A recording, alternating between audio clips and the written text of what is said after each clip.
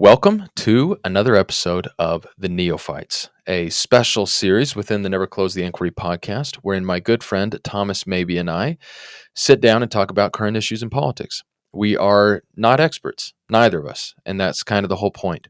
If we repeated our conversation today with the benefit of more time to think things through, it would be different, maybe in small ways and maybe in big ways.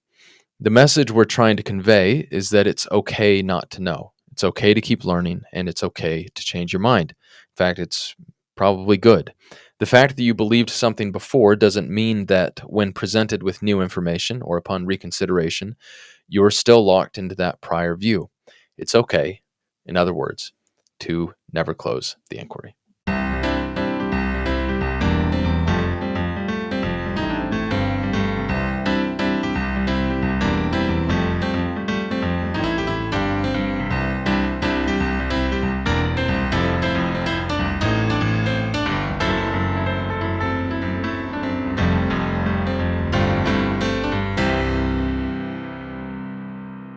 Welcome back. Today, it's just you and me. It's just, for those who are not in the room with us, it's just me and Channing because Mabes is finishing up some stuff. He's getting an advanced certification in his chosen field and is finishing up the end of the semester for that. So we're gonna have to move forward without him. So we had originally planned to talk about foreign investment today, which is a really interesting and broad subject because there are a lot of investment programs that are specifically authorized by Congress, and I have actually in my day job worked on some stuff like this where foreign investors, people, I think might recognize the idea of the gold card or whatever it was that Trump proposed, where you can pay $5 million and get a green card. But there are other programs that kind of do similar things that have been around for decades, for a long time. And I've had a chance to work on some of that stuff or work for people who do that as a lawyer. And then there are also big things I think Mabes and I had previously discussed. The investment of the royal family, basically the sovereign wealth fund of Abu Dhabi, into Trump's sons.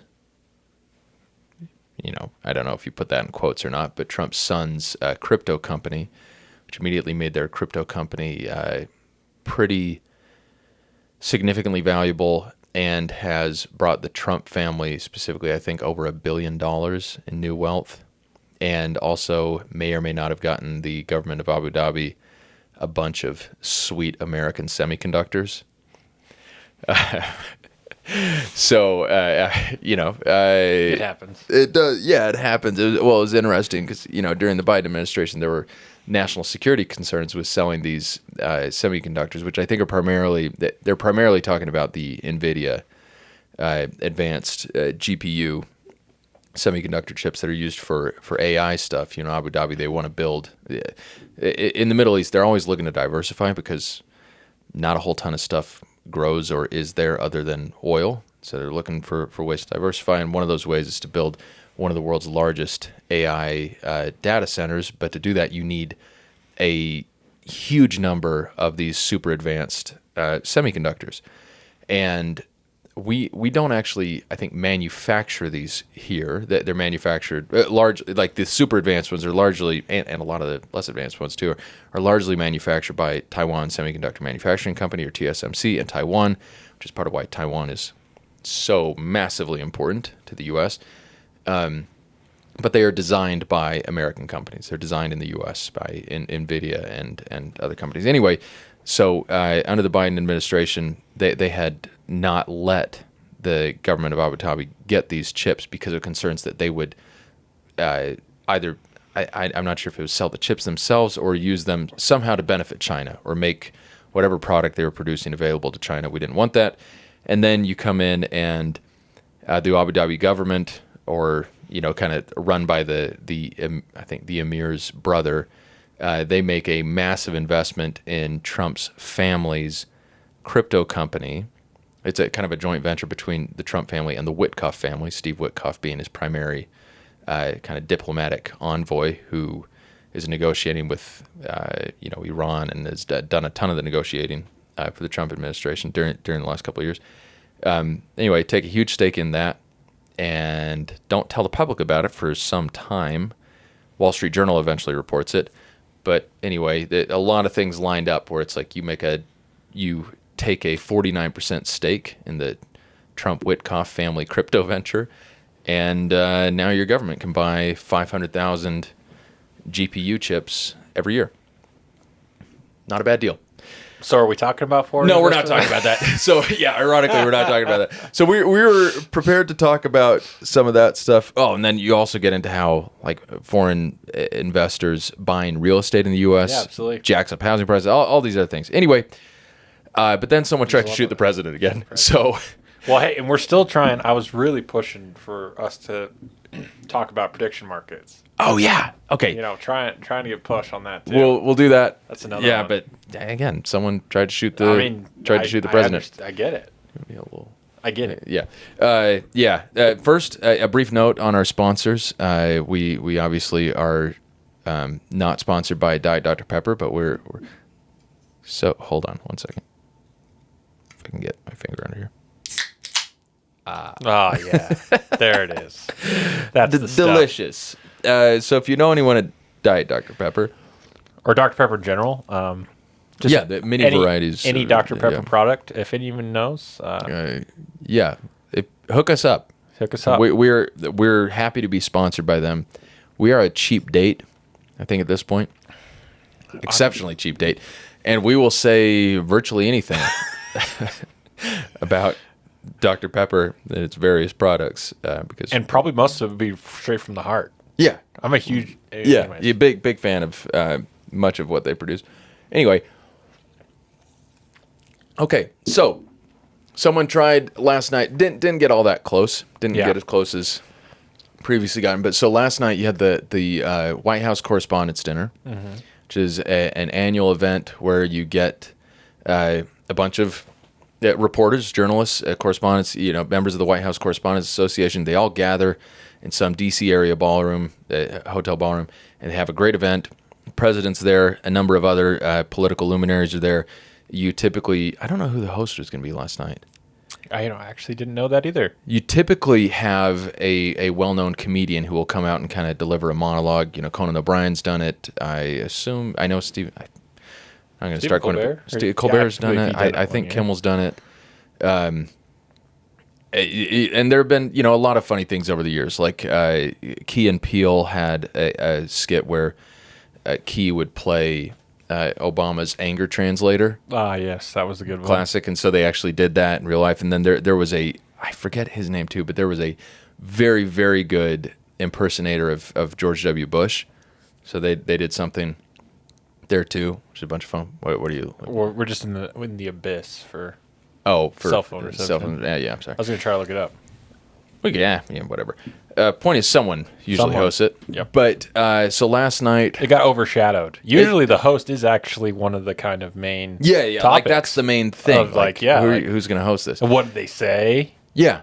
Yeah. Watch the monologue. I've watched. And what were people's reactions to what they said? I mean, that's Yeah. usually a pretty big topic. Well, and there's also speculation. I think semi-informed speculation that Trump actually ran for president, at least as intently as he did, because of a personal insult from Obama in 2011. It was a 2011. I believe it was 2011. Okay, yeah. But, Obama said something about Trump never being president, and Trump... Obama has eaten his words a couple times on that one. Yeah. He was incorrect on that one. He was wrong. He was I wrong. thought his perspective at the time was reasonably well informed. It wasn't a bad guess. I would have made the same guess. I mean, if we were... But if we were making serious bets... It would have been a good bet. It would have been a good bet. It would have been a good bet. You would have maybe it would have been better to bet the other way. It would have been very long odds. You could have won a lot of money with very little investment. Very little investment.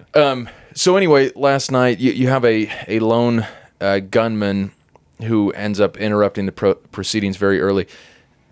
he tried to storm in, and I believe Secret Service got him before he even really got in the ballroom. Yes, so as I understand it, now I know very little, which is why I'm so good for this, because I knew very little, because That's it the whole happened, point of the podcast. kind of happened later last night and stuff, and I haven't been able to get on top of it, but it sounds like he made it, he didn't even get into the ballroom. Yeah. He and there was like a screening part before you got into the ballroom, and it sounds like he didn't make it past that barrier of Got it. okay, there's security to also get into this. I don't know if my guess is he probably got past a level of security to get this close. I'm sure. Yeah. Who gets that close, really? Right. Yeah.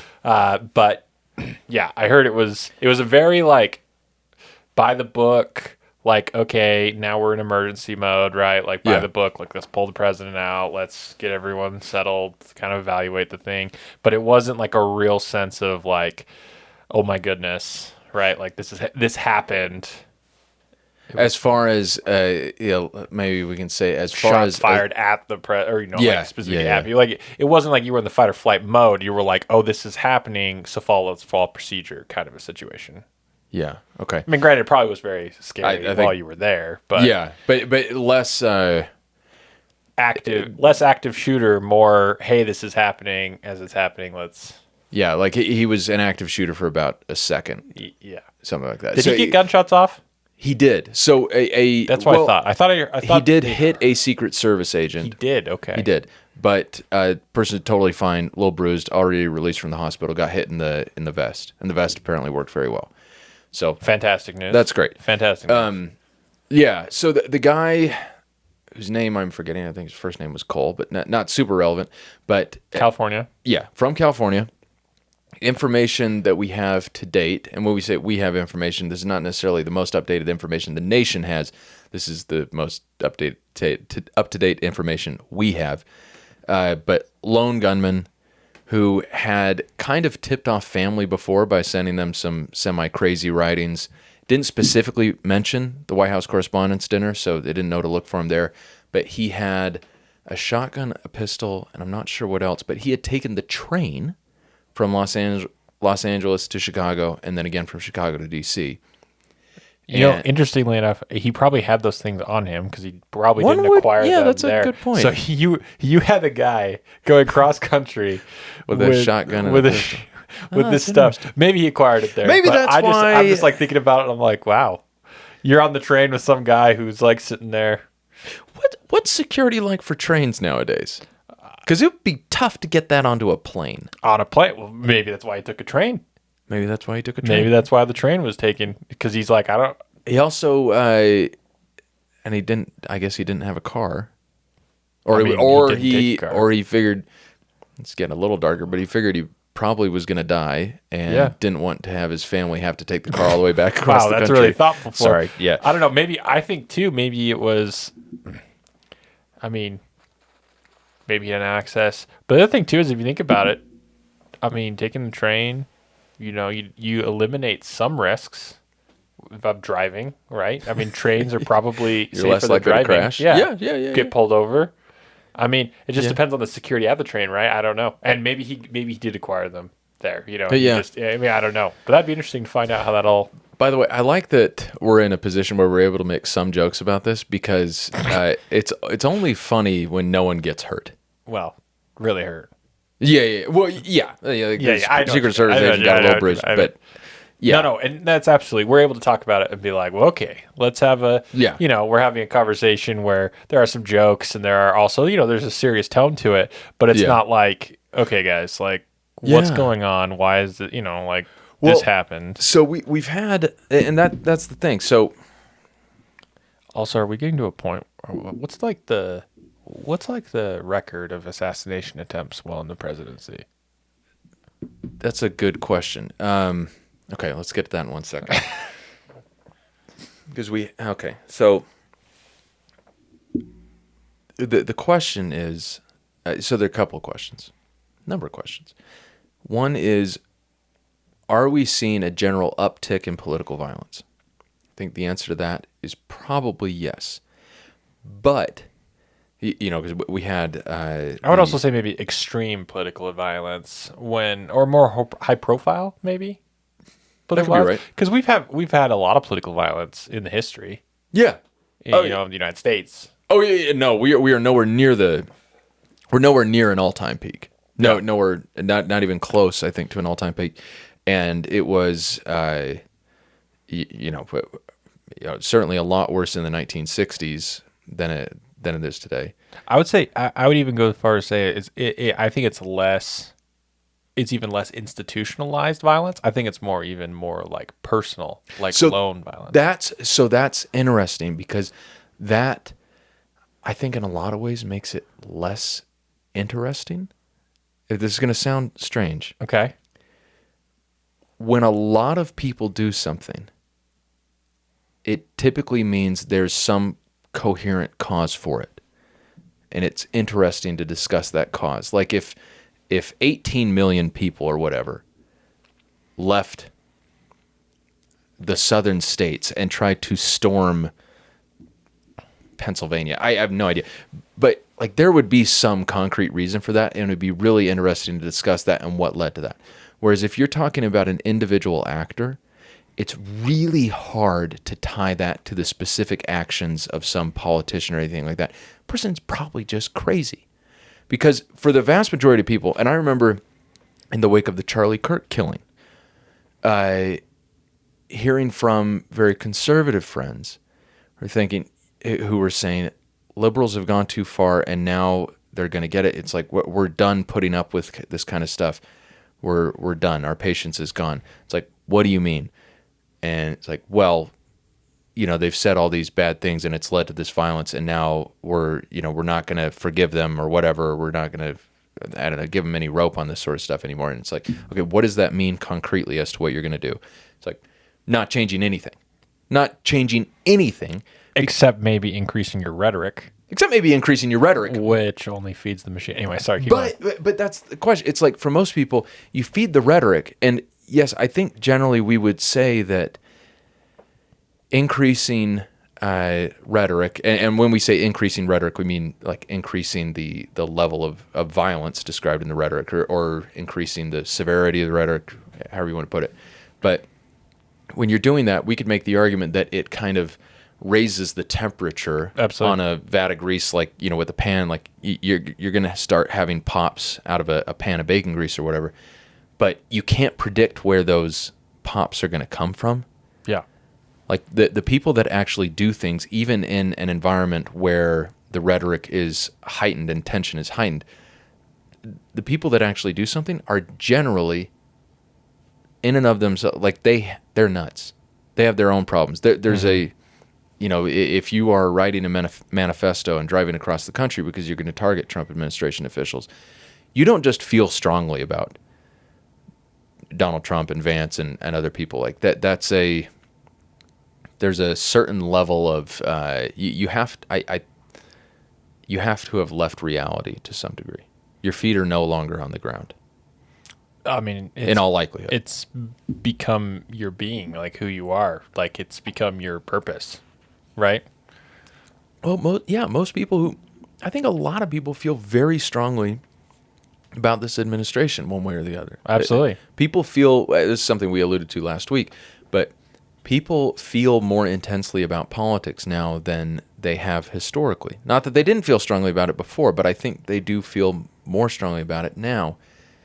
But most people, even if at home, they say, the country would be better if this person would die. This person is often Trump when they're talking, but at least, or when I'm surrounded by some of my people, so to speak. Sure. Surrounded by libs, it's like, oh gosh, if this guy would just die, or whatever. Like people say horrendous things. Sure. And then they go about their daily lives. They're not doing anything. That half the time, most people aren't even posting that stuff on social media. They're just like mad, and then they get over it and they go to their day job as an accountant or a sanitation worker. I don't know. So it's hard to say like, okay, this one person who felt strongly enough about this to acquire a shotgun and pistol and travel across the country and try to storm the White House Correspondents' Dinner. Mm-hmm. Like that guy, it would be tough to take that guy and tie his actions to anything specific that liberal politicians or thought leaders had said. So this Okay. this I actually have a lot of thoughts about it. Would love to hear him. Just because, so super into, I love the idea of law, like thinking about law, Okay. like just in a lot of different ways, right? And Sure. how we interact with it, how it changes, how it doesn't, whatever. But one of the things that I have thought about quite a bit over the last probably year or two, just because it finally got proposed, like I heard someone propose it and I started thinking about it. And that was, so you have someone that says, oh man, it'd be better off if that guy died, right? Yeah. And you do have some people on platforms that say that, right? Yeah. We're saying now the average Joe doesn't, right? Like that's, Yeah. they feel passionate, but at the same time, they also have often the wherewithal to be like, I maybe shouldn't put that out there. Maybe I'm right? not going to put that on the internet. Yeah. Yeah. But there are quite a few people who will do. put that on the internet. And what's interesting is you have people who can be quite followed and gain things. And I'm saying on either side on anything, right? You can have people, and you can have people who feel very strongly, and I mean they're just like, this person shouldn't be there, right? Yeah. Like we should do whatever it takes to get them out, right? And other things. Now, The reason I laugh, by the way, the only reason I laugh when you say we should do whatever it takes is the people who are saying that are almost always like wrapping up their podcast or whatever, and then going home to their like just nice house, and then watching TV or reading or doing whatever, playing some video games. Like they're not doing anyway. Yeah, it's like those people are not actually leading a charge on the White House, so to speak. no, and in no way meaningful way. Right. But almost zero amount of people really that talk about it. Like how much are we doing meaningful stuff? I mean, I'm just being honest. Like we're talking about it, but we're not storming anything. yeah, we're not. We're But not the leading thing- protests. But the thing is so where does the liability lie though? Right? You know, Yeah. and that thing illegally speaking, because you know, like you're right. How do you get these like popcorn moments, right? Of like the heat temperature rises, and the question is, you know, it's not really of a if, but a when you finally get a popcorn kernel that pops, right? Because like the temperature gets eventually, it's something just is in the right spot of that bag, and it gets the hottest first, and it pops, right? Yeah. And so you ask yourself, what kind of the liability of someone, you know, who isn't saying, let's go kill that guy, or someone should go kill that guy, but they're using statements of like, this person needs to be out, right? This person's evil,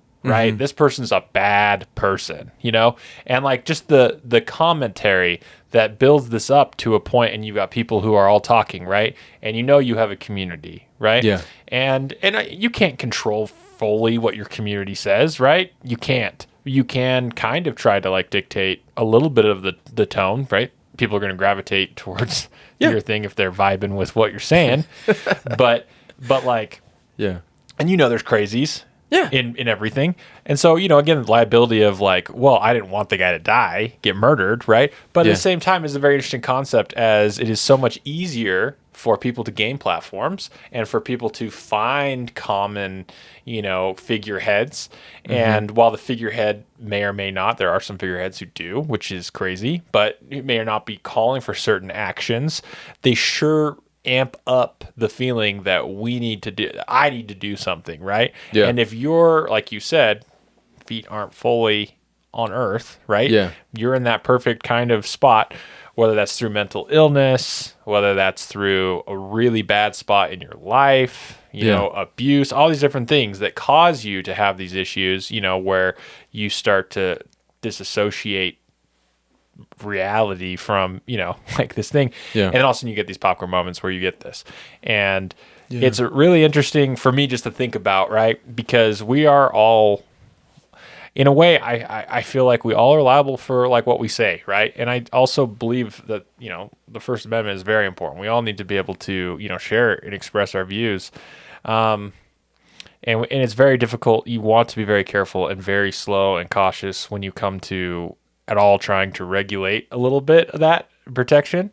And it is just too bad that I feel we've reached a point where people are very feel very comfortable sharing some very strong feelings that kind of foment this.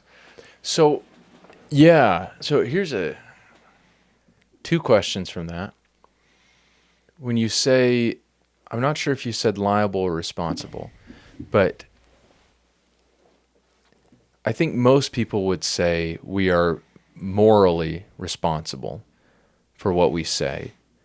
But there's obviously a big difference between that and Correct. legally. And that's what liable. I'm saying. That's the interesting Yeah, intersection, right?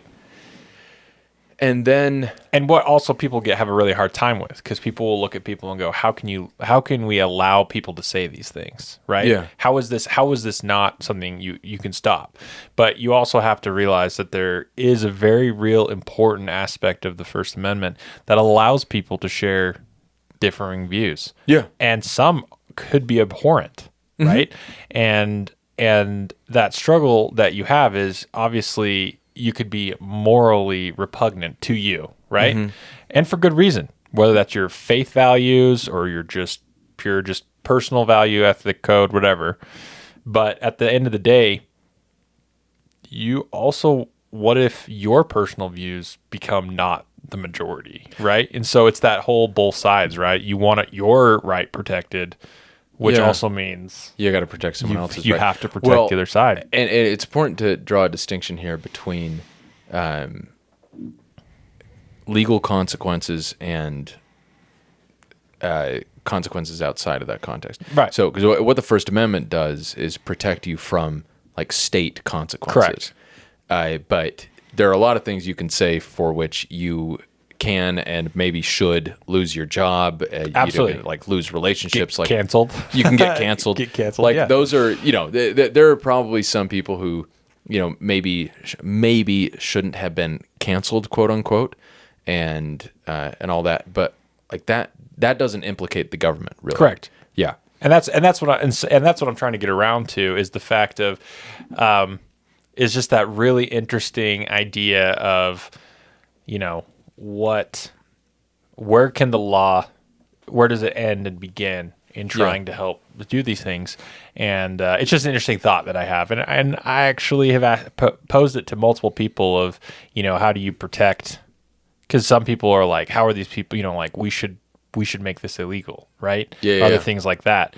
How does this exist in modern America, right? All these other things. And it's just an interesting thought process of okay, well, where do you start drawing the lines of, right? And it is a very difficult, and we actually do have some things that if you share are illegal. Like First Amendment doesn't apply to, if someone starts saying, I'm going to kill the president. Yeah, right? It's like, hey, guess what? That's actually one of the few things that we've kind of universally said, you can't say that. Yeah. Yeah. And so, like, there are some things that we have, but we have to be... Like, if I got on Facebook and said, I'm going to kill Channing Elgren, like, there would be, there are consequences, legal consequences to that. And it's an interesting thought. So, okay. So this raises a few different questions. So, what we say is not really bounded by the law so much. There are bounds, but they're limited. Like, you can't directly say, I am going to murder, It's amazing the things you Josh can Howard. say legally. Oh, yeah. It is a wide river. You can say a lot of stuff. There's a wide river legally. You can be, you can be a horrendous person legally. And we see that. Yeah, right? you do see that. And people feel that they see that, right? Because, differing sides and whatever. Correct. Absolutely. To some degree. Like, certainly you can see it in the dregs of the internet comment sections, but you can also see it in a lot of what people say publicly, where it's like, that is kind of an insane thing to say, and I think it probably shouldn't have been said. Sure. But no legal liability. So what governs us, because I think we do want some form of governance outside just the strictures of the law, are, norms. We obviously have we personally govern ourselves to one degree or another. That's different for everyone. And really so let's start with those two things. because this is where we like the thing the person at the center of all of this is Trump, because the question is, to what degree has he personally raised the temperature? Although I think others have, others obviously contribute to it at some point, but are they contributing to it in reaction, or were they doing it already, or is it primarily them? And then to what degree do American politics change once he leaves office? Because he's going to leave office in January 2029. How do things change? And so I remember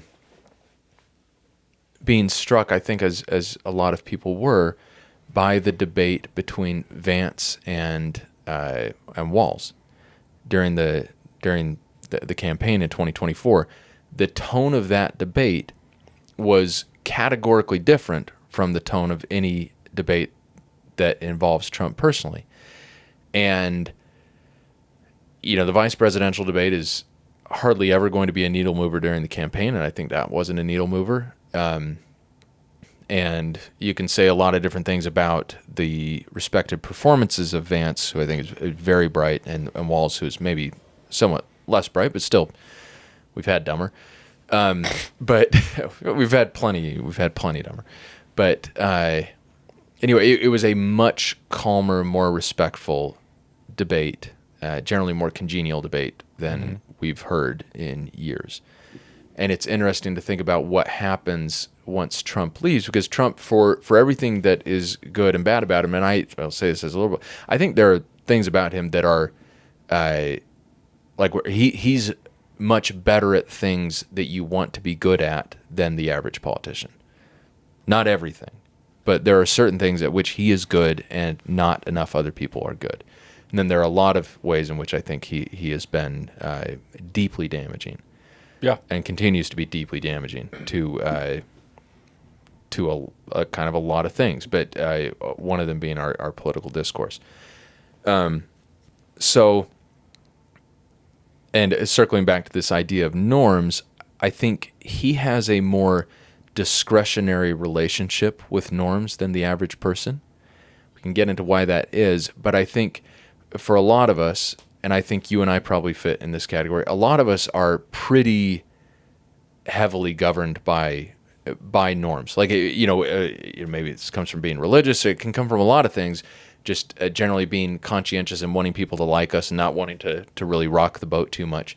But like, the fact that something is not enforceable by the state does not mean that you won't obey it, like, rigorously.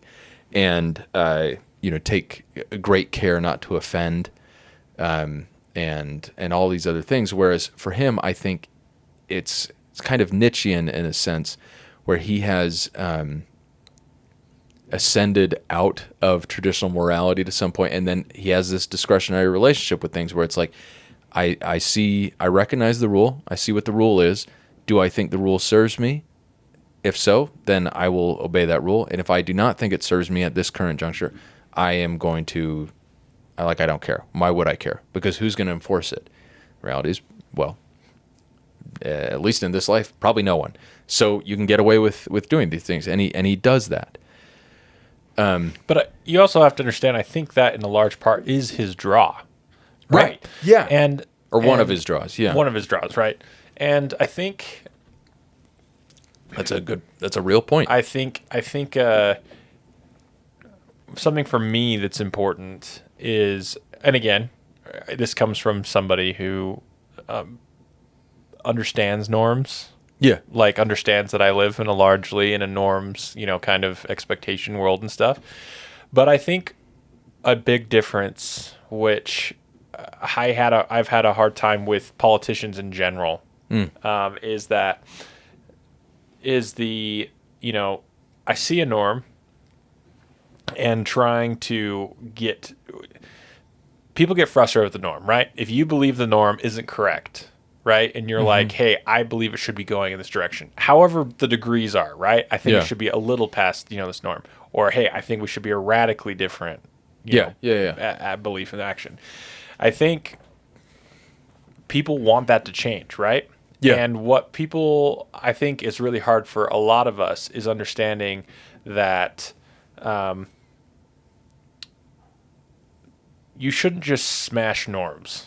The reason there's a norm is because it is a fundamental part of kind of how we function as a society, right?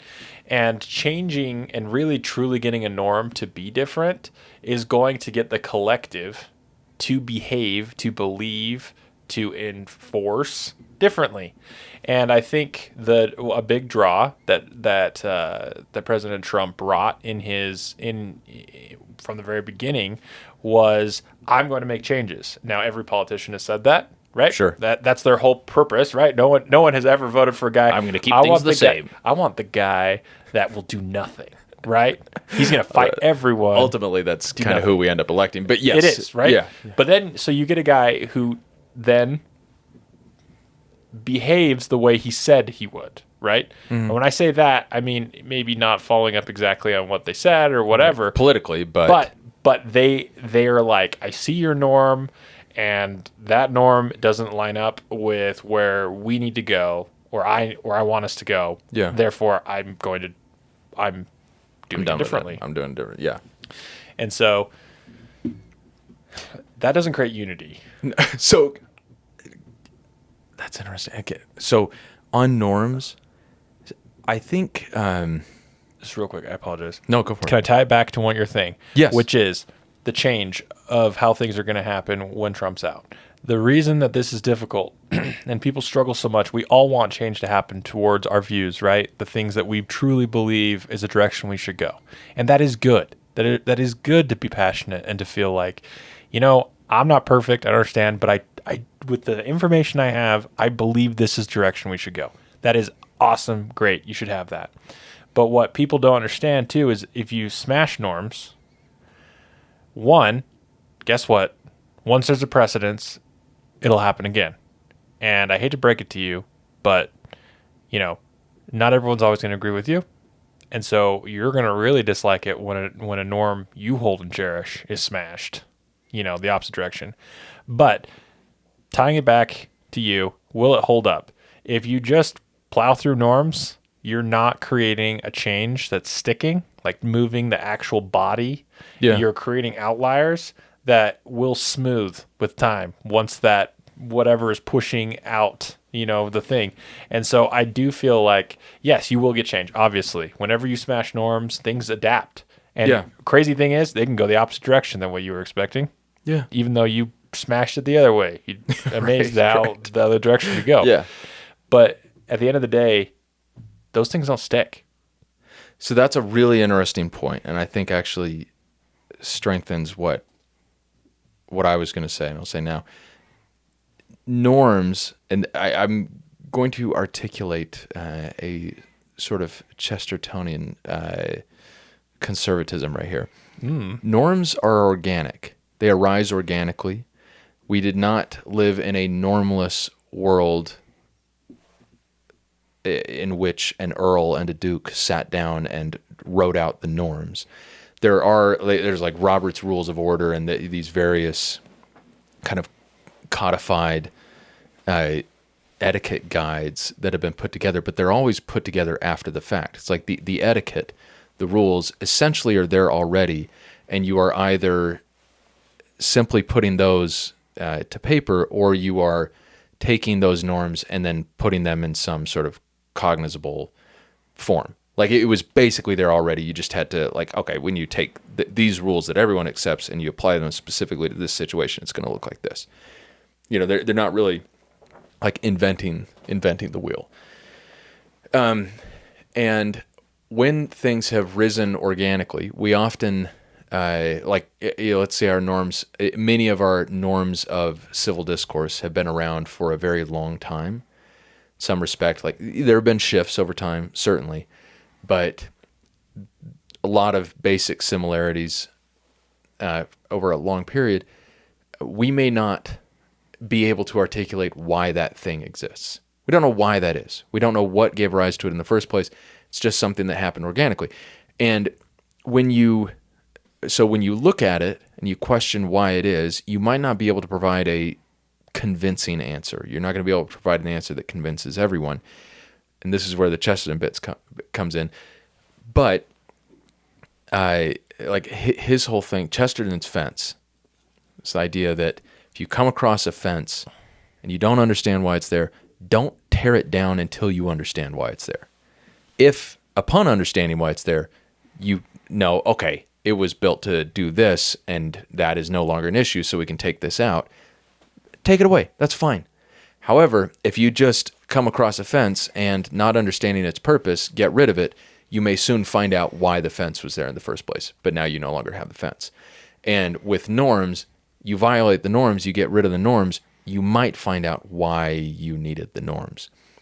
But then with them being organic, and this gets to your point about people changing, it's like it is kind of this, Trump is personally, he's an outlier, he's a disruptor, but he may not shift the discourse permanently, because to pull off what he's pulled off, you have to be pretty unusual.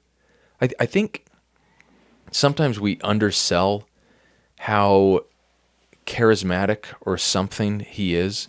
He does genuinely have this strange magnetism where he's not, he's not articulate or eloquent in a traditional sense. He doesn't have good hair. He's a very unusual looking person in a lot of ways. He is one of a kind. He's one of a kind.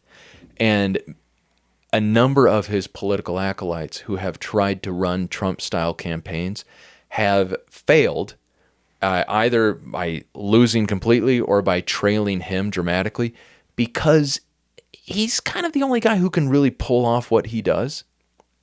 Other people try to do that, but they're like, I don't like you. Whereas he does it, and enough people are like, some people are like, I hate you, but others are like, you know what? Kind of like the cut of this fellow's jib. I think he tells it like it is. I think he sees some things, and honestly, he's really funny. So, yeah, I'll vote for him. And so I think that there is a reasonable chance that I've talked to a number of people on the left side of the aisle who really dislike him. Actually, this would include probably a lot of never Trump conservatives too. Like, he has ruined everything. He has just ruined everything. It's like, well, maybe, but I would bet more on a general lowering of the temperature when he leaves office, because the vast majority of people simply can't pull that off. That's true. Yeah. I think the other thing too is, and this is my general feel with just politics in general, as at first, as I came to know more about politics, it was very like, why can't we get things done? And all this kind of stuff. Don't get me wrong, still feel that way all the time, right? Like, why can't we get things done in politics? Yeah. But I have felt even more so of that, like, you will get things done if you can get the majority of people to believe in it, right? Yeah. That's the whole concept. That's the whole thing. No, I think groundbreaking happening here with my realization, right? But the thing is, very good thinking. I know, but like, you're sitting there and you're like, if you try to push things through, right? Yeah. And even if you can quote unquote get the majority a few times, right, through your political maneuvering, party loyalty, other stuff, you can bludgeon people into it, and you can on paper get the majority on some things. You're not actually getting the majority on things. And until you're able to turn hearts and minds to the whatever you're moving towards, you're not making change that really is going to get anywhere near where you actually want to be. You can get short-term wins, right? Hey, we won this. We did this.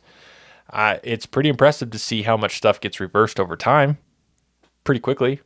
And also, not only that, but give rise to maybe things that you really didn't want to have happen, but get pushed through in response to, your as a correction, and so it just comes back more and more to the whole purpose of kind of the discourse part, is that, like, until you can get people to discourse, to talk, and to actually come to see each other's sides and try to move in a direction together, right?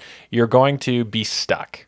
And that's when all of a sudden we get outliers like Trump who get a very effective base because you've been stuck for so long. You have two sides pointing fingers at each other, and yeah, they can't get a majority to move the needle. Once in a while, they'll get a little majority, but guess what? That turns when that little majority somehow switches sides, and all of a sudden, you didn't turn anyone's heart and mind to like the change, right?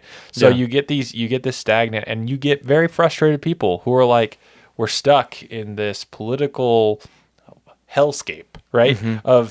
And we talk about how we joke about it. We talk about how ineffective the government is at making actual effective change. And the problem in a large way is, okay, well, if you elect people who are going to get your way, they're there to get your way, and you elect those people, and all of a sudden you have a group of people that have to make choices, and you have two sides that are going to get your way. Right. Because if they don't get your way, you're not going to vote for them, right? Yeah. Instead of picking people who are like, hey, I see the vision of what we're going for, let me work with people to try to help all of us move in a direction that's going to help get us to where we want to be. And no one likes that, right? Who wants it? Who goes into something going like, oh, best victory here is a compromise. No. Compromise is where everyone loses and kind of wins, right? Like that's what a compromise is, right? Yeah. But to a degree, I mean, don't get me wrong. There can be some compromises that work out with that sometimes, but yeah.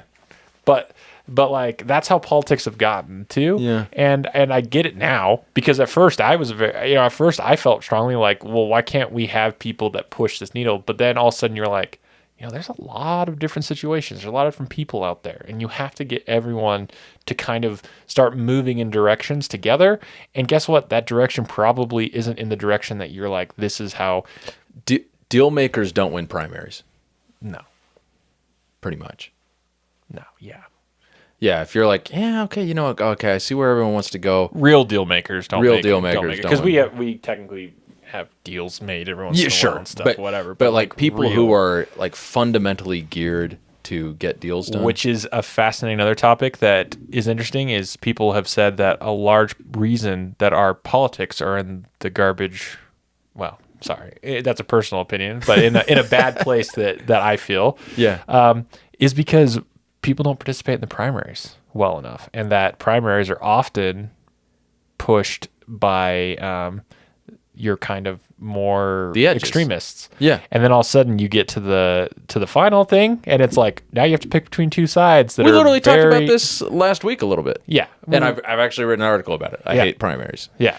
But like, so if you want to really get mad at something, you should actually look internally at largely if you affiliate closely with a party, you should really look internally at your party primaries, because find people that'll move the needle by working with people. Don't find people that are just going to push exactly what you want, because if you get two deadlocks, guess what? We're going to end up with the same government 4 years from now. It's interesting. We've had this, we've been living at least for the last, it's probably since second Obama term. Before too, but more so since then. So we're closing in on 15 years of a yo-yo, or a ping pong, whatever you want to call it, like back and forth for a long time, but less so. And allow me to explain. Defend your point. Thank you. We've had yo-yos to an extent for a long time, but both parties, particularly Democrats, actually, both parties had much bigger majorities at various points, if you go 2010 and earlier, than they have had at any point over the last 15 years. And so, so the kind of peak majorities, you go back to the Depression. You go back to like the New Deal stuff that FDR got through. It's like that was incredibly easy to get through for the most part, relatively speaking, because he peaked at like 76 senators, and they didn't even have 100 at that point. But I think it was 76 senators and some roughly commensurate percentage of the House. It's like Democrats could get anything through. The only limit was going to be the courts, and then you can kind of, put some weight on them too and get some other stuff through. Significant majorities are in the first part of the 60s. And then going the other way, the biggest presidential wins, more or less, of all time are Nixon's second term and Reagan's second term. Won, like 48 or 49 states. And then in the 90s, you started to see kind of a flattening towards the middle. And then Obamacare we have because Obama briefly had 60 senators. And so didn't need to get things done just on reconciliation and could get something through just with every Democrat. But over the last number of years, certainly the Trump and Biden years, you have Trump and Biden each starting their terms with unified Congress, but like barely. You end up with an advantage of one or whatever in the Senate. You're really limited on what you can do, and so they're trying to do all these big giant things under reconciliation, where you're under reconciliation, not to get into the full process, but basically in the Senate you can get past the filibuster, so you don't need 60 people, you only need 51 votes to get through. Pretty significant differences, it turns out. If you only have 51 people that will agree with you, that are in your party, much easier if you only have to get 51 votes rather than 60. We now have this for confirming judges and justices. Now have it for a number of things. But both Trump and Biden have taken office thinking, all right, here, I've got all of Congress. I've got a mandate. I'm going to change things. And then it's like, I don't think 51 votes or whatever is a mandate. What's going to happen is you're going to do things, and you are immediately going to lose the House. And so that has happened, and we'll see what happens in November. But at this point, I would be amazed if Trump kept a unified Congress in November. And if he does, it's because Democrats have just thoroughly blown it. And so what you do is you get this whiplash scenario. It's like where the president comes in, he's got unified Congress. Okay, we're going to do a bunch of executive orders. We're going to do a bunch of stuff. And then in 4 years, when we get a new president comes in, you do the exact opposite. And to provide a little bit of support for you is I actually appreciated that you were talking about the unified Congress. I think the more so of the yo-yoing is because of the increase of the executive order, of the massively increased percentage of executive orders that are occurring. So, okay, a couple of thoughts on that really quick. No. I don't think we're still actually close to the peak of executive orders, but we are at a peak of what they're being used to do. And part of why they're being used a lot more is because you can't get stuff through Congress. So you try and kind of fake it with the president's more limited powers. What you kind of do is you try to kind of get it forced through, and then it's kind of that whole, well, what are the remedies to reverse it, right? Like, oh, this is now become such a thing that we have to do. Like, it would hurt so many people to not do it. So you're almost, you're trying to like force it through. And then what you end up with is a regression on it because, people are trying to clip it as much as possible. It just ends up being a mess and just keeps creating little messes or big messes everywhere when you have these EOs. I think I understood that sentence, but could you provide a slightly more specific example? Sure. Well, I mean, so you're going to do... You get like Obamacare, right, or something. Let's just throw that. That's like Obamacare, and you kind of like force something through, right? Yeah. Well, now since it was more of a like force it through, get it in place, and then take apart, the pieces. Yeah. And so that's what's going to happen, right? Is when you force these things through, is for a full fact, because as much as we want to think people in politics are absolutely stupid, they understand a little bit. And so when they push through this, they absolutely know without a doubt that it's not going to stand 100% as they push it through, right? They know that. Yeah. So what you then see is just this dismantling And it's kind of like, okay, well, what we hope is that the structure is going to be there that'll get us to where we want to be. And you just see this dismantling of pieces, right? And it's a constant battle, and it becomes something that people fight over, right? And it becomes this whole thing, and it's hard too, because now you have people. This isn't even.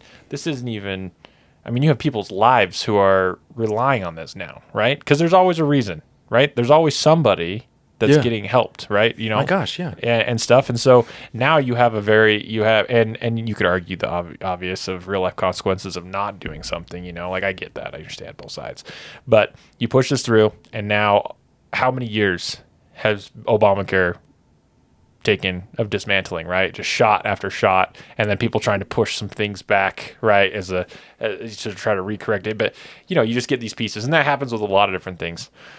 That actually is funny. Obamacare is an interesting example because a lot has been done to dismantle it, to take bits and pieces out of it, to kind of cut the legs out in certain respects. It's still there. It's still there. And you know, we still have the marketplace. Yep.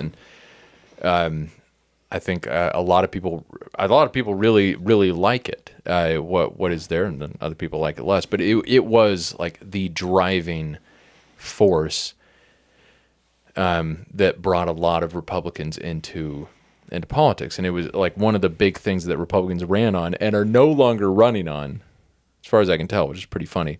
Was we're going to repeal Obamacare. That doesn't seem to be quite as big a focus now. But it was funny, you know, what one of the kind of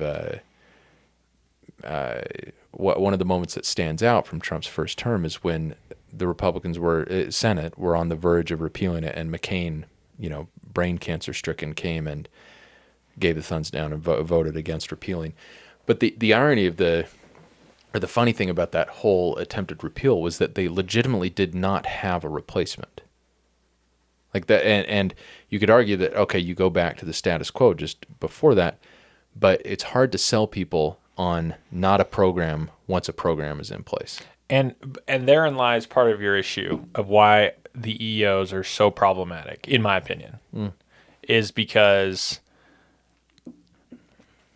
you put in place something that, you know, you have people that need it, right? And this is a tough topic, right? EOs, there's a reason, right? There are always interests that are helping people, right? And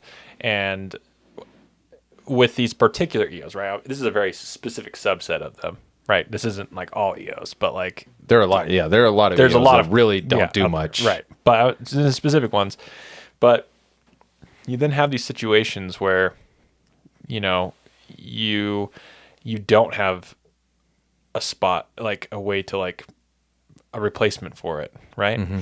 And for better or for worse. So in some ways people are like, well, we shouldn't have a replacement for it, right? There's a whole different system, right? This was a bad place, right? This is a whole other thing. And other people are like, that wasn't a thing. That's why we had this in the first place, why we decided to set this up. And so now you have this problem. And I think what's really hard is that you can't ever really fully take those things back. Like, it's just, historically, I don't really have seen anything that gets fully, like, you may repeal it, but there's still things that are vestigial about it. And I think it's really frustrating because politicians can look back and go, but this still's there, right? Like, they could look back and if whatever remnants are there, they're like proud of that, right? They're like, this is here. When you're like, but you didn't, like, it didn't actually yeah, I guess it kind of changed it, right? And then to you, that's the win, right? But you're like, I don't know. Yeah. That's a personal feeling I have, which is I find difficult, is people taking the wins on those kind of things when, to me, you could argue that they did move the needle to a degree, right? Mm-hmm. And yet I also am like, okay, you moved the needle, but look at everything bad that came out of it, right? I mean, you had whole platforms now of people running against it, right? You know, and stuff, and just other things. And I don't know. And again, where's that line, right? Things do have to get done. You're not going to please everyone, right? I totally understand that. But I just want to believe in Congress a whole lot more than they actually do. Yes, they do not deserve it. I saw a clip of. I just want to believe in them, man. I do. I saw a clip of Sweet Mitt the other day speaking to some group of people, some school or I don't know, conference, whatever, and he was talking about different problems we have in our politics. One of them was the primary process. Another was money in politics. Dark money is very much a thing. It's not great. But another thing he pointed out was that we, under the Constitution, are supposed to have 3 co-equal branches of government. Yeah, and right now we really don't. Yeah. We really don't. By the way, that's part of my argument about the EOs. Yeah. Well, saying. and it's not just the EOs. It's that. Oh yeah, no, I understand. It's. I mean, a lot of it. Like you do have. Democrats are going along with Democratic presidents more than really pretty much ever before, and Republicans are going along with Republican president pretty much more than ever before. Mm-hmm. Not great. There are exceptions. There are people who make things difficult for their own party, but they should be making it more difficult. And it's not great when you have major legislation that's put through, and it's like you got 51 Democrat. We just talked about the Senate. Assume the percentages are similar in the House when these things are happening, but 51 Democrats. Vice President Harris comes in. She's a tie-breaking vote. 51-50. Now we've got like major legislation. Or now Republicans are doing it. It's like we're getting someone new on the Supreme Court, or we're going to pass something new, and Vice President Pence or Vice President Vance coming in, tie-breaking vote. Now we got 51. It's like, that's not a great way to do things. It really isn't. Like the whole point of the 60 vote threshold. So there's two ways to look at it. To get both sides. It's to force some form of compromise. And so you can legitimately argue it both ways. Sure. Like in a parliamentary system, like in the UK, the majority rules. So if you have majority, it can be a slim majority, but if you can get stuff through, pass whatever laws you want. It's fantastic. And then if people like the laws, then maybe your party keeps power, maybe you gain some more people, or maybe when you lose power, then the laws stick. But there's also a very strong argument for, maybe it's a limited argument, but there's a good argument that if you have to get 60 votes to do something, or 70 votes, or however many votes it is, that thing is going to have more staying power. You're going to pass less legislation, but what you do pass is theoretically going to have the support of a greater subset of the populace, and it will have more sticking power. And the thing about sticking power and predictability is that it tends to be good for business. Yeah, business only survives on stability. Stability is hugely important. You have to be able to know that what you do today is going to be valid tomorrow. Because if there's any question about the validity of a business decision for tomorrow, that instantly makes it way less valuable. And I mean, that's why a lot of this stuff with the tariffs has been very difficult. There are businesses big enough. The only businesses that really make the news are big enough that a lot of stuff like that they can weather because they have enormous capital reserves or access to capital. They have a much greater ability to borrow than small businesses, and or the ability with market share to pass it on to the consumer. Or frankly, they can go get some sort of exception or exemption from the White House because the CEO of NVIDIA or whoever can call the White House. Sure. Whereas someone with a small corner store can't do that. But yeah, if you can't. Fundamental to making investments, capital expenditures, all that is stability. Being able to predict that it will pay will pay off, and get borrowed. Why are you laughing?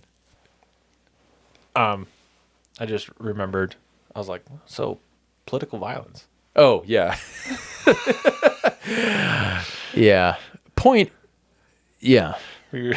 Sorry, it just literally dawned on me. No, well, but the thing is, we ended up having this conversation that kind of went all the way over here. But I'm looking at how much time. Yeah, okay, good. And we can wrap it up in a second. But the thing is, I I think the conversation we've had is much more interesting than one we could have had about political violence, because political violence is so often just based, like the actual violent episodes are one-offs with kind of people who are nuts. And like we want to lower, like, you know, let's say we all lower the temperature by a couple of degrees. Now everyone's nicer. In no way does that guarantee there won't be political violence. No, it doesn't. But not even close. But it could decrease your odds, though. You know, I mean, you have less stimuli to like. Sure. No, but here's the other thing. Okay, yeah, agreed. It will decrease the odds, but we don't know by how much. We also, in a nation of 334 million or 340 million, the odds, like the odds of an individual person committing an act of political violence are so low. However, the odds also that they're not zero. Yeah, they're non-zero. And like you only need one kind of crazy person. And also for political violence, the thing about politicians is that they are always high-profile targets. And really quickly, I would note that, you know, obviously the president has not been the only political target in the last few years. So you had Charlie Kirk, obviously, was murdered here in Utah, about 25 miles to the south of us. You had the two Minnesota state legislators that were killed in their homes. The plot to kill was it the Michigan governor? Oh, yeah. There was one. They got foiled. Yeah, Paul Pelosi was attacked in his home. I was going to say the Pelosi's. Yeah. There's been a good chunk of it. Forget the point I was making. What was the point I was making? I mean, you hadn't made it yet, so you were getting there. No, the point was, yeah. The point was perpetrators of political violence may very well not be thinking about politics at all. I always think of, who was the one who was trying to impress Jodie Foster? Was it Reagan's would-be assassin, or my gosh, I can't remember. I know was it John Lennon's assassin? Was it? I think it was the guy who tried to shoot Ronald Reagan, or who did shoot Ronald Reagan. Yeah, I think it was the guy who tried to. John Hinckley Jr. We could be just vibing off each other and just totally out wrong. It feels right to me. But it's like here's something that could change the course of history, and a guy's like, I really just like Jodie Foster. And that's the thing, like that to me. You see me now? Yeah, it's like that to me is why political violence is often not that interesting, because I think political violence. I think political and violence is interesting. Getting to know the person that did it. I think I think the macro level is very uninteresting usually. You know, because like the macro level of it is it, you know, this isn't like a group of people who are trying to overthrow the government. You know, they have a plan. You know, they have, you know, they're trying to execute these things and stuff. Yeah. No, it's usually, how did this person get to that point? You know, and it's very interesting, right? Often because these lives are interesting. Yeah, right. So individually, and since we know nothing about this guy, we don't have anything interesting to talk about, because the macro level isn't that. Well, and apparently he had a manifesto. Like he really hated Trump and wanted to take out administration officials. It's like, okay, it checks out. So he was not in the Jodie Foster market, it doesn't seem. But individually, people are fascinating. Yeah. You know, it'd be really, really interesting to figure. It's like what causes that mental kind of switch to flip, where all of a sudden this person is going to go take a train across the country and try to commit not just murder, but like high profile political murder. Yeah. Like that's really interesting.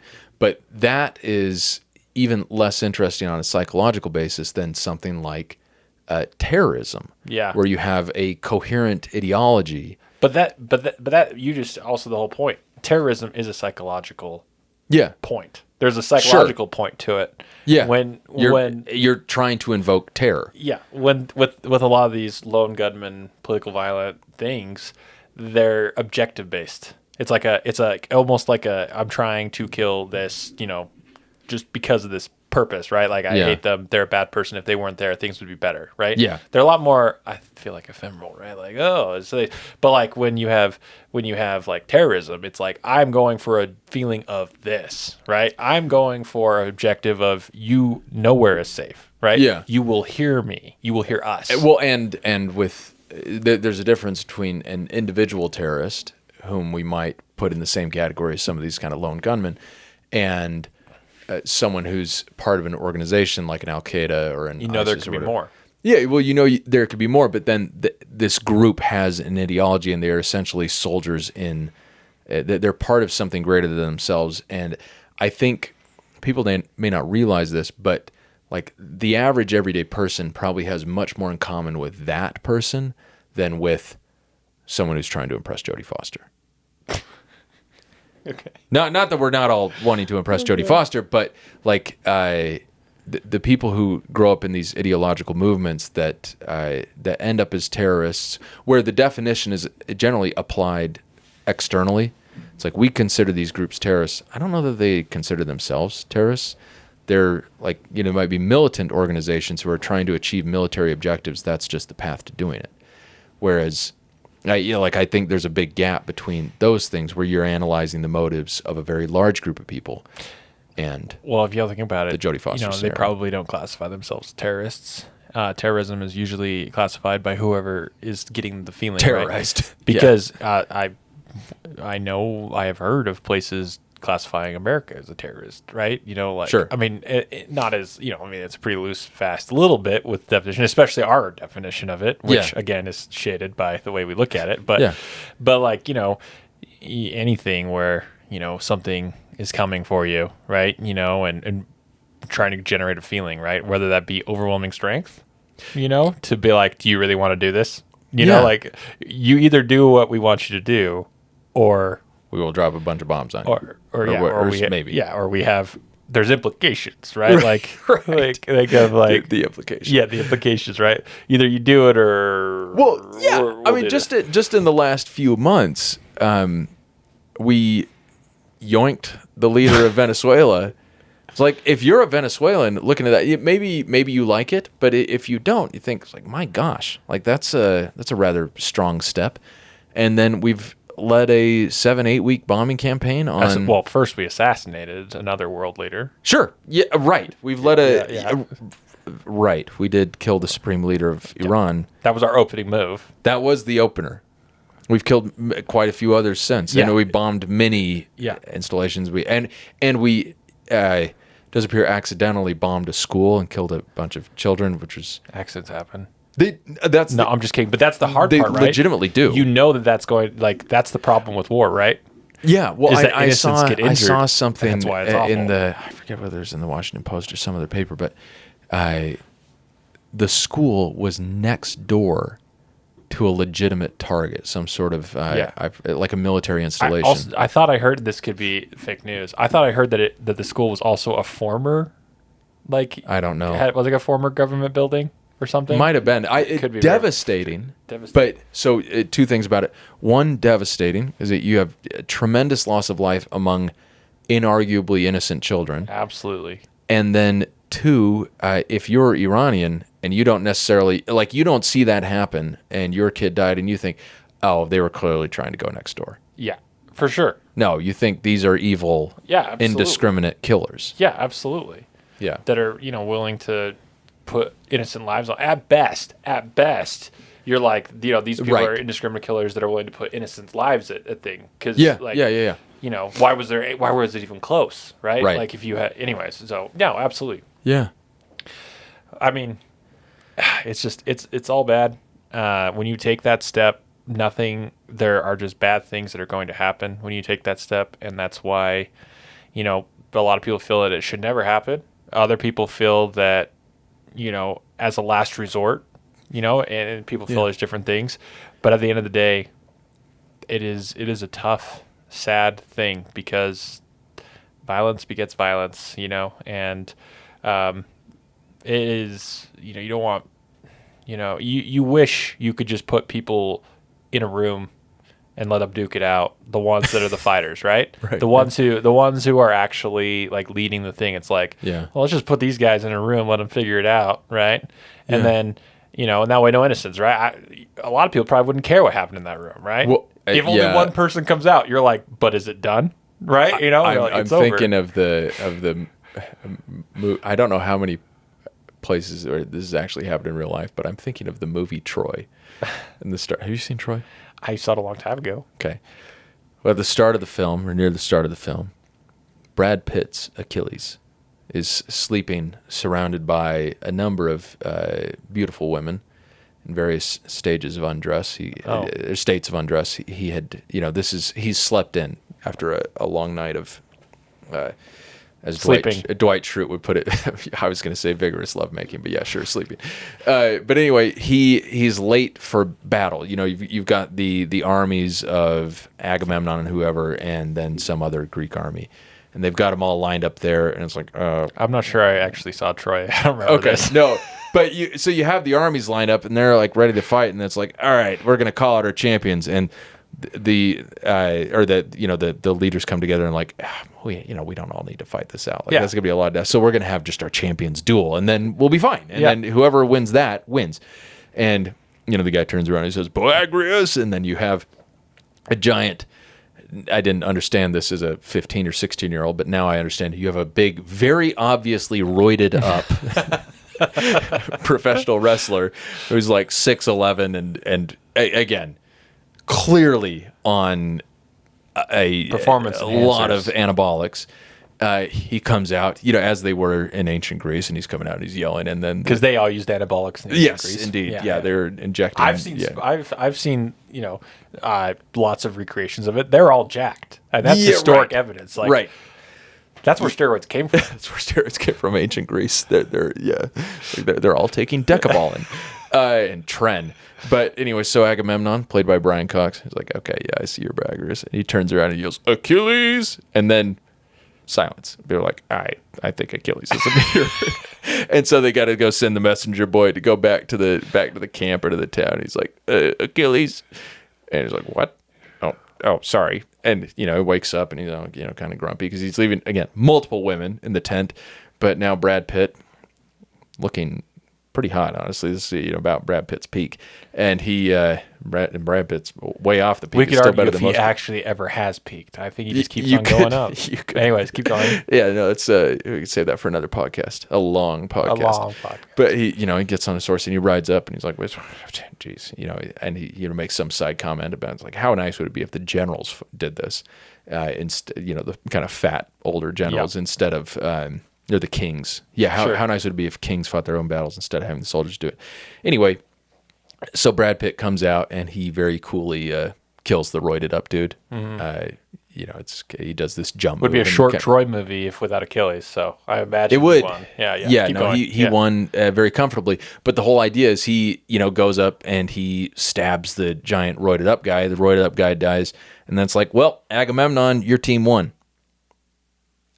And then now they're on the same side. And if modern war happened, and like, for example, if you put Donald Trump and the supreme leader of Iran in a room, said, one of you is coming out, and that person wins and gets to do what? Okay, maybe we've lost the plot. I'd be pretty nervous about that one. I don't like my odds a ton. Are you really? I mean, they're not. The previous supreme leader. Yeah. Well, maybe the current one. Look, man. I still don't. Anyways, not to make too many comments about their respective sizes. I think Trump could just fall on him. I mean, look, it would change how we view people. It would radically how change. We voted for certain people. It would. Biden wouldn't have won. Trump would have won. Yeah. No, we frankly, yeah. Who knows? Maybe we'd be just electing people on steroids. John Cena might be our president. John Cena would have had a real chance. Would have had a real shot. Or Dwayne "The Rock" Johnson. Those two would have been. Yeah, if it was like it was. I mean, or maybe we'd get someone who's actually in the UFC. But, or actual Delta Force. Yeah, I was going to say actual Delta Force. Not someone who plays Delta Force. Yeah, take someone who's actually in Delta Force and give them a bunch of steroids. That person is a shoo-in. Well, okay. On that note, let's hope political violence is bad. Political violence is bad, and let's hope we should hopefully take a little bit of comfort in the fact that it is largely single people, and that it's not necessarily an institutional Thank attempts. Goodness. And hope and strive to make it so it's not an institutional thing. right? Yes. And find ways to de-escalate things in the way that, like, let's go about this the right way, right? Let's go about change by making friends with the other side and working towards things where we can both be like, well, we're moving in a direction that is better than where we are now. Yeah. So, for example, like if you're on one side or the other, and you know that people on the other side think you're nuts or evil, and you think they're nuts or evil, maybe get to know some people on the other side, and then you'll both find out that neither of you are nuts or evil. And guess what? Vote for people that are willing to talk to someone else. Like vote for people who believe, that have the same beliefs, direction that you want to go and stuff, but vote for people that are willing to talk to the other people and see their view, and vote and be willing to vote for people who are going to help move in the direction that you want to go, realizing that we all live in this world together, and that means we have to all work together in direction. If you're all pulling in a certain direction, you're not going to go anywhere.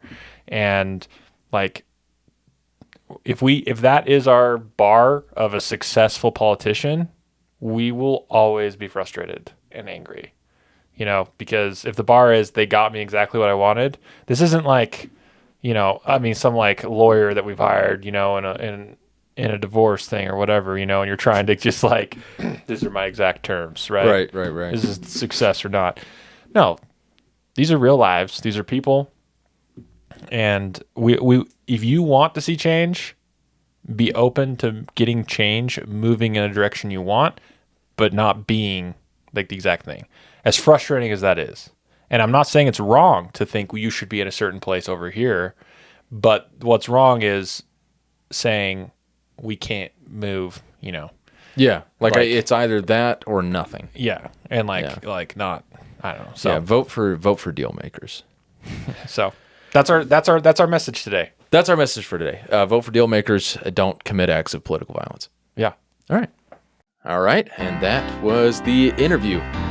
Thank you very much for listening. If you wouldn't mind, please do leave a review for the podcast. I believe those are important. And subscribe to the newsletter, which will be linked in the show notes, or can be found at neverclosetheinquiry.substack.com. Thanks.